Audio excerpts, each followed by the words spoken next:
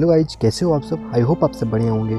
तो गाइज, जैसा कि आप सबको पता होगा कि अभी होली का फेस्टिवल चल रहा है और खेसारी लाल यादव का बैक टू बैक लगभग 20 से 25 गाने होली का आ चुके हैं। तो गाइज, होली ख़त्म होते ही खेसारी लाल यादव का एक न्यू ब्लॉकबस्टर सॉन्ग रिलीज होने वाला है, जिस सॉन्ग का नाम है इश्क, जिसका पोस्टर आज ही आप सबको देखने को मिल गया होगा कि रिलीज हो चुका है। तो फ्रेंड्स, इश्क नाम सुनते ही आप सबको दिमाग में ये आ रहा होगा कि खेसारी लाल यादव का ये पहले सॉन्ग आ चुका है।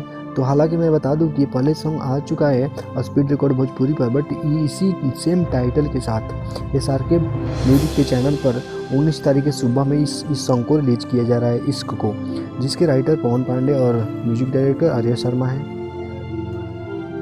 तो फ्रेंड्स, वीडियो कैसा लगा? वीडियो अच्छा लगा हो तो प्लीज़ वीडियो को लाइक कर लीजिएगा और चैनल पर नए हो तो प्लीज़ चैनल को सब्सक्राइब कर लीजिएगा, ताकि ऐसे वीडियो बनाओ तो इस वीडियो आपको सबसे पहले आपके पास पहुंच जाए। Thank you.